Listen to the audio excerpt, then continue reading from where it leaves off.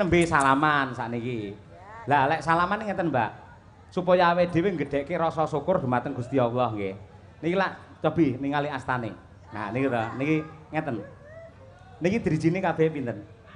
Gangsal. Gangsal nggih. Kenapa karo Gusti Allah driji iki digawe pisah-pisah kok ora dadi siji ngeten? Duka pripun niku, Pak? Mang ngeten cobi. Ngeten. Ngeten. Pamrih napa? Men niki ini akhirnya iso ngene.